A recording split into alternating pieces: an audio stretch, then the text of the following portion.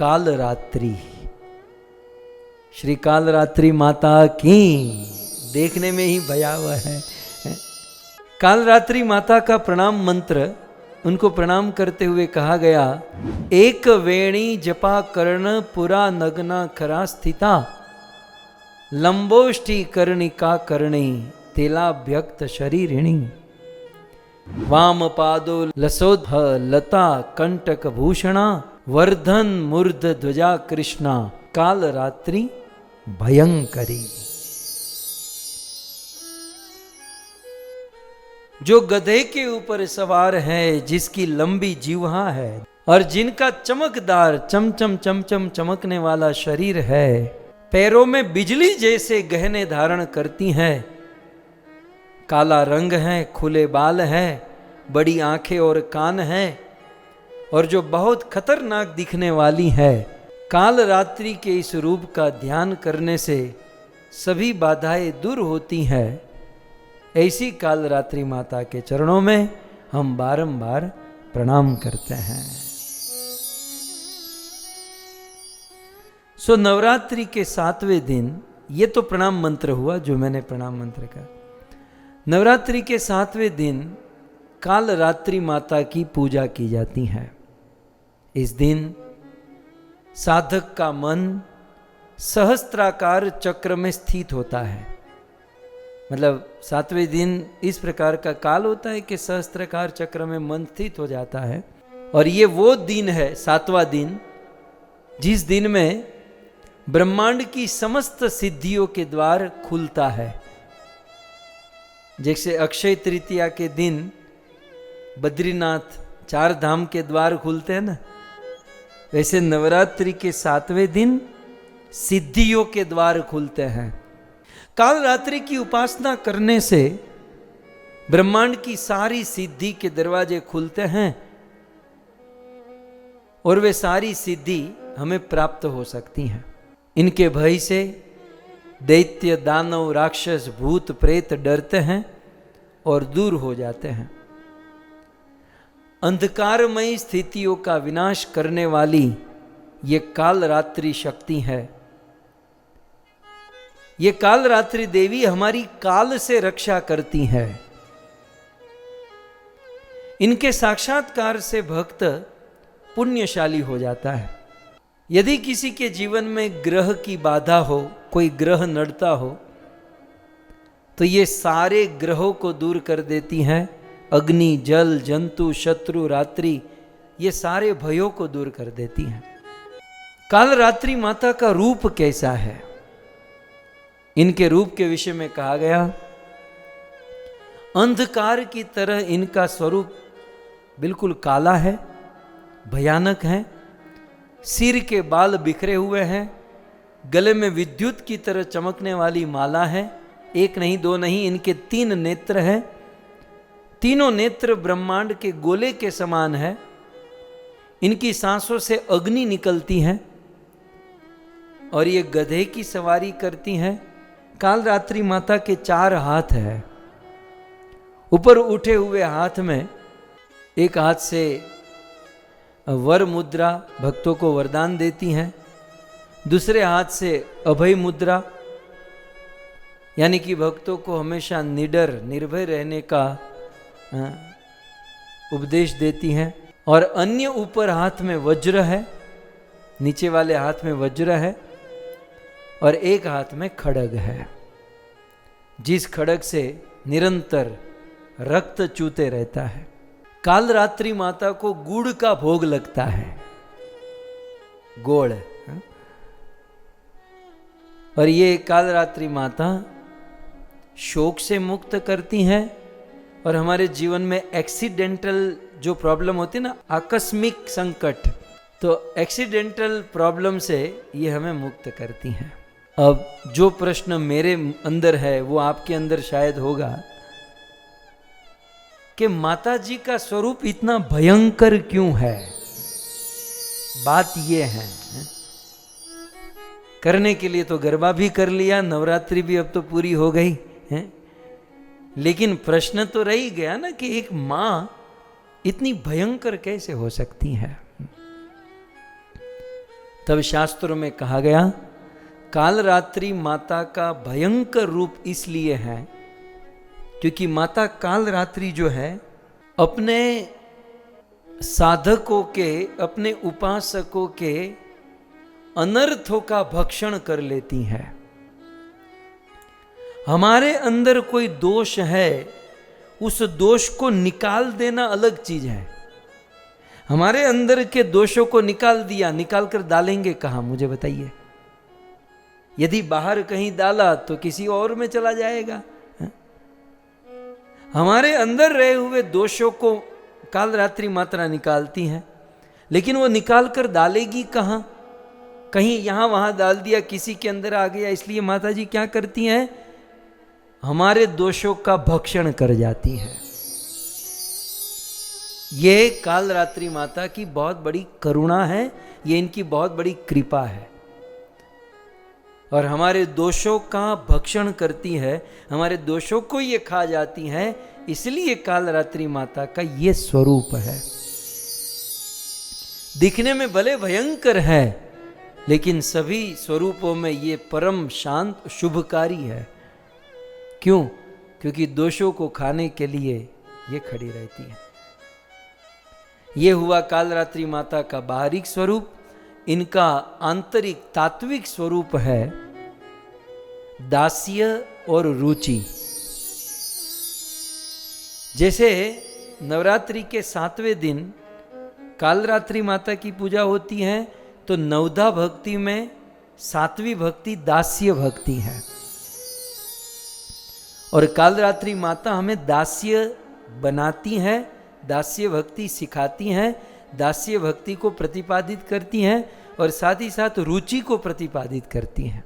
दास्य भक्ति के लक्षण क्या हैं? क्योंकि कई सारे लोग दीक्षा ले चुके हैं और दीक्षा लेकर लाल गोविंद दास, बलभद्र दास, दास दास दास, कमनीय कृष्ण दास बन चुके हैं। तो जानिए दास का लक्षण क्या होता है। दास का लक्षण बताते हुए हमारे शास्त्र में कहा गया, जन्मांतर सहस्त्रेषु यस्य स्यात् मति रति दृशि दासो अहम वसुदेवस्य सर्वान लोकान समुद्धर्येत। जन्मांतर सहस्त्रेषु, सहस्त्रेषु माने हजारों हजारों जन्म लेने के बाद, यस्य मतिर किसी की इस प्रकार की मति हो जाए, ये एक जन्म में नहीं होती।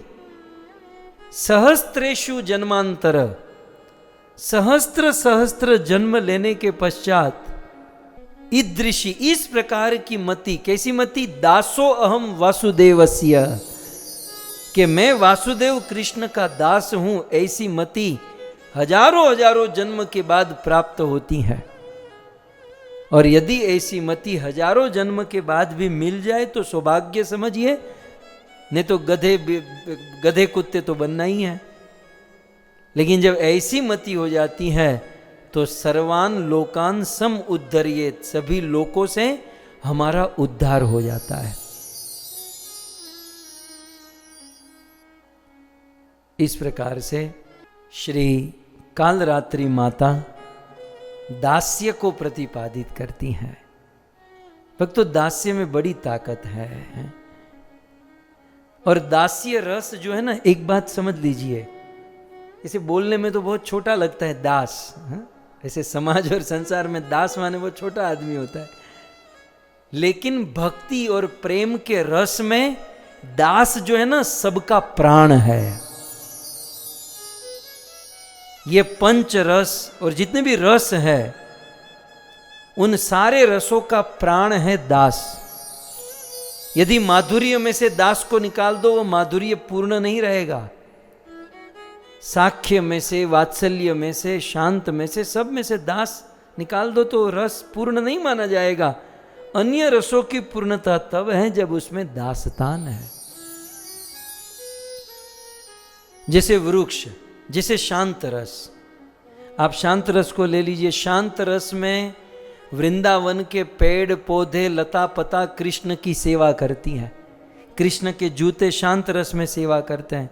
ये मृदंग करताल आदि शांत रस में सेवा करते हैं, लेकिन वो शांत रस में है, लेकिन करते क्या है? दास बनकर कृष्ण की सेवा करते हैं। शांत में भी दास तो है। फिर दास्य भी एक रस है, उसमें तो दास पूर्ण रूप से है। फिर वात्सल्य रस, वात्सल्य रस माने कि यशोदा मैया को ले लीजिए। वात्सल्य रस में मान लो यशोदा मैया है, तो यशोदा मैया क्या करती है? सेवा ही तो करती है ना। दास बनकर, भले मां बनकर, लेकिन मां अपने आप को दास समझती है और दास बनकर अपने लाला की सेवा करती हैं। रोज सुबह कृष्ण को जगाती हैं और जगाकर यमुना जल मां के सर गोड़ी, स्नान कराऊं श्यामला। यमुना जल मां के सर गोड़ी, अन स्नान कराऊं श्यामला। हल्के हाथे अंगो चोड़ी, लाड लडाऊं श्यामला। हल्के हाथे अंगो चोड़ी, लाड लडाऊं श्यामला। भले वात्सल्य रस है, कृष्ण की माँ है, लेकिन करती तो सेवा ही तो है। दास्य रस तो यशोदा में भी है, वात्सल्य में भी है। फिर साख्य में चले जाइए, कृष्ण के मधुमंगल, श्रीदाम, सुदाम, ये जो सखा है, भले कृष्ण के सखा है, साख्य रस में है, लेकिन कृष्ण खेलते खेलते जब थक जाते हैं तो वही सखा कृष्ण के चरण दबाते हैं। भोजन स्थली पर कृष्ण को भोजन कराते हैं। साख्य है, सखा है, लेकिन दास तो उसमें भी है। माधुर्य में चले जाइए, गोपियां, श्रीमती राधा रानी माधुर्य रस में है, लेकिन माधुर्य रस में भी करती तो सेवा ही है। कुल मिलाकर दास्य ये रसों का प्राण है। और काल रात्रि माता दास्य भक्ति को प्रतिपादित करती है।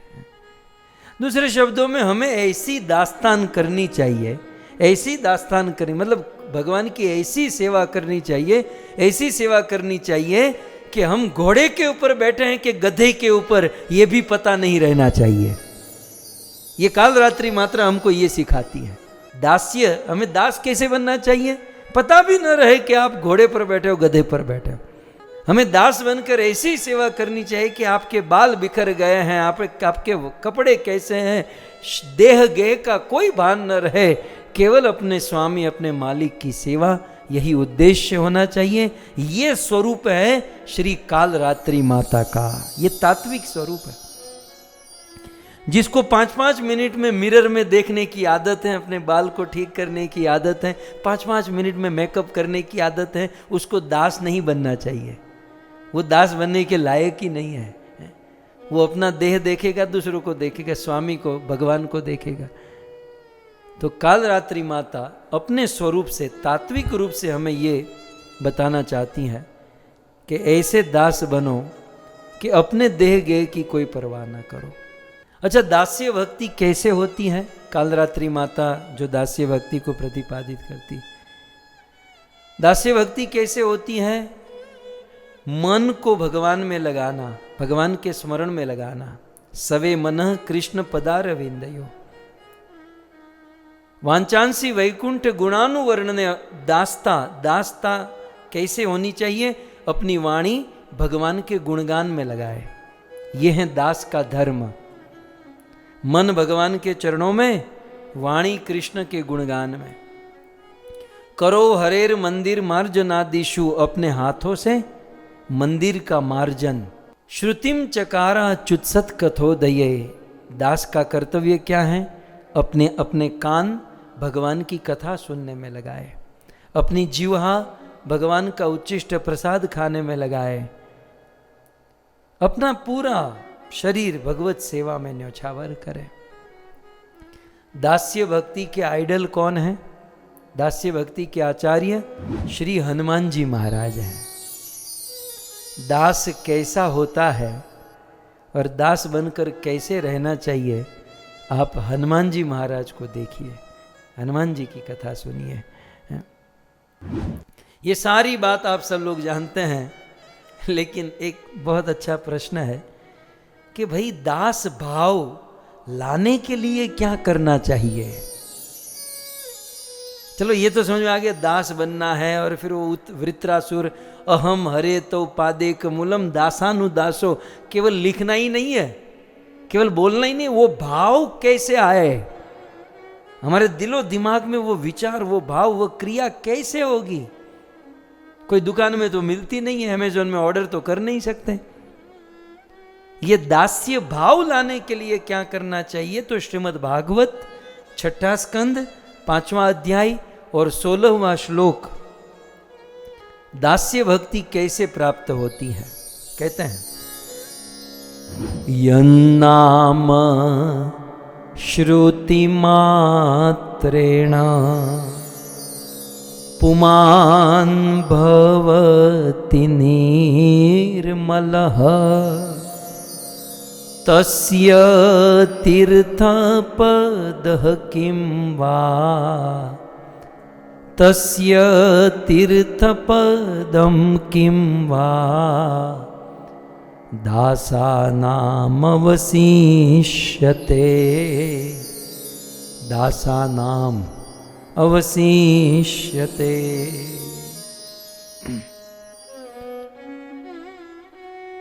ये दास्य भाव कैसे आएगा? दासा नाम अवशिष्यते, ये दास भाव कैसे पैदा होगा? तो श्लोक के प्रारंभ में कहते हैं, यत नाम श्रुति मात्रेण, केवल एक और एक ही उपाय है, यत नाम भगवस्य भगवतस्य नाम कृष्णस्य नाम श्रुति मात्रेण, भगवान के नाम का जाप करके, कृष्ण नाम का जाप और कृष्ण नाम का श्रवण करके हृदय पवित्र होगा, और उस पवित्र हृदय में भगवान के प्रति दास भावना प्रकट होगी। कभी कभार गुरुदेव के मुख से दास टाइटल तो मिल जाता है, लेकिन दास भाव कैसे आएगा? यत नाम श्रुति मात्र भगवान का नाम लेने से ही दास भाव आ सकता है। सो इस प्रकार से काल रात्रि माता दास भाव को पुष्ट करती हैं, और साथ ही साथ श्री काल रात्रि माता में दूसरा तत्व है रुचि। जैसे नवरात्रि के 7वें दिन काल रात्रि माता की पूजा होती है, और प्रेम प्राप्ति का 7वां सोपान है रुचि। हमारी सारी आसक्ति को काल रात्रि माता खा जाती है। संसार के लोगों के प्रति, संसार के वस्तु के प्रति जितनी भी आसक्ति है, माता काल रात्रि उसका भक्षण कर लेती है, और हमें भगवान के प्रति रुचि प्रदान करती है। प्रेम प्राप्ति का ये रुचि जो है, रुचि एक स्टेज है, रुचि एक स्तर है, एक अवस्था है, भगवान के प्रति रुचि हो जाना। तो ये 7वीं अवस्था है जो काल रात्रि माता के कृपा से प्राप्त हो सकती है।